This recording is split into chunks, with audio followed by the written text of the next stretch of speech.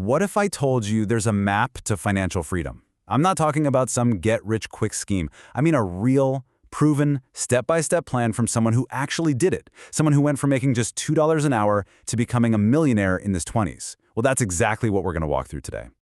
And look, this is where the story starts. And it's so important to hear this. You don't need to be some kind of genius or have a ton of money to begin. All you need is a plan. This story right here is proof that it literally doesn't matter where you start. A clear map can take you to a completely different world. So here it is. This is the map. We're going to go through these 5 steps one by one. Each one is like a critical landmark on your path to financial freedom. So you ready? Let's take that first step. Okay, first things first, we need to know where we're going. I mean, you wouldn't just jump in a car and start driving without a destination, right? Your freedom number is exactly that. It's the specific amount of money you need so that you can live off the investments forever. So how do you even figure that out? Well, you've got to put a price tag on your dream. Now, these numbers are just an example. A cool apartment, a sports car, a few vacations. The really important part is for you to be honest with yourself. What does your ideal life actually cost? Seriously, this is a good spot to pause, get a piece of paper, and start writing down your own numbers. For this example lifestyle, we've landed at about 75 grand a year. And just like that, the word rich stops being this vague idea and becomes a real number.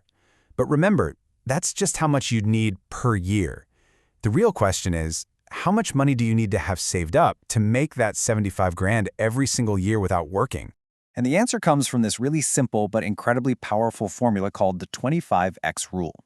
It's a quick way to figure out your target number. You just take your annual expenses, that's $75,000, and multiply it by 25. That's it. That's your goal.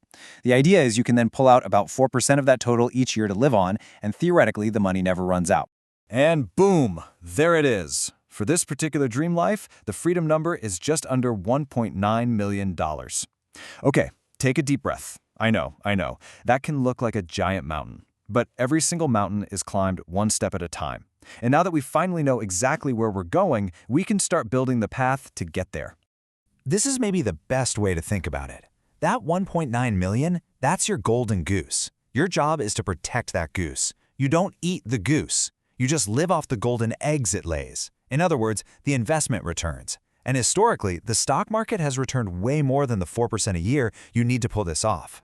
So we have our destination. Now, how do we get there way faster? Well, that brings us to step 2, the art of the hack. And listen, this isn't about being cheap or living a miserable life.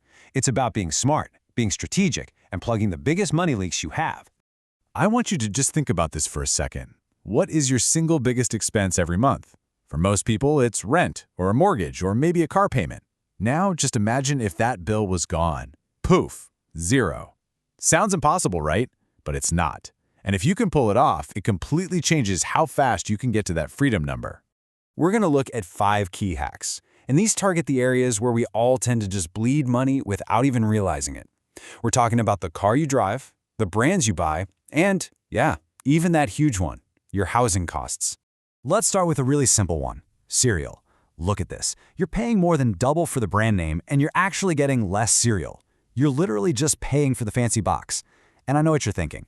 It's a couple of bucks, who cares? But when you apply that same logic to your entire grocery bill, you're suddenly saving hundreds, maybe even thousands of dollars a year.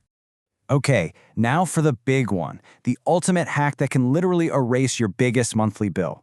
It's called house hacking. Instead of just renting an apartment, what if you bought a duplex? You live in one side, you rent out the other, and your tenant's rent check pays for your entire mortgage. Just like that, your housing cost is pretty much zero, and you're actually building wealth in an asset. It's an absolute game changer. All right, on to step 3. Let's talk about something that gets a really bad rap, credit cards. We've all heard the horror stories, right? That they're just a debt trap waiting to happen. And you know what? They can be, but only if you use them wrong. If you learn how to use credit the right way, it goes from being a trap to being one of your most powerful tools for building wealth. You gotta start thinking about it differently. Your credit score is basically your financial report card. A good score tells banks and lenders that you're responsible, and they reward you with lower interest rates when you need a big loan for a house or a car. We're talking about savings that can add up to tens of thousands of dollars. The golden rule is so simple. Just treat your credit card like a debit card. Pay the balance in full, on time, every single month, no exceptions. So far, we've been playing defense, right? Cutting costs, being smart with credit. Now it's time to switch to offense.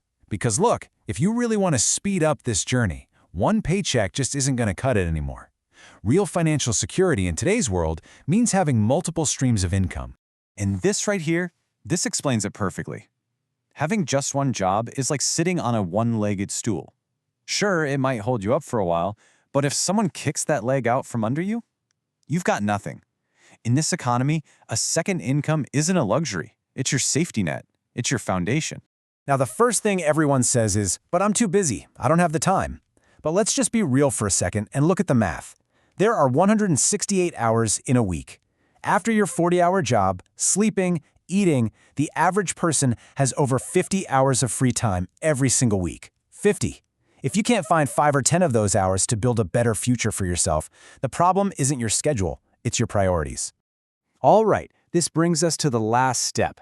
And honestly, it's probably the most important one. This isn't just another tactic. This is about completely rewiring the way you think about money. It's the fundamental shift in mindset that separates people who build wealth from, well, everyone else. This chart just breaks it down so clearly. The poor use money just to get by.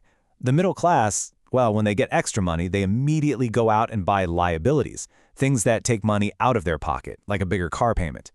The rich do the exact opposite. They use their extra money to buy assets, things that put money into their pocket. That's the whole game right there. You know what this is? This is the trap. It's called lifestyle inflation. You get a raise at work, so you buy a fancier car. Your side business starts making money, so you move into a bigger apartment. You're stuck on a hamster wheel.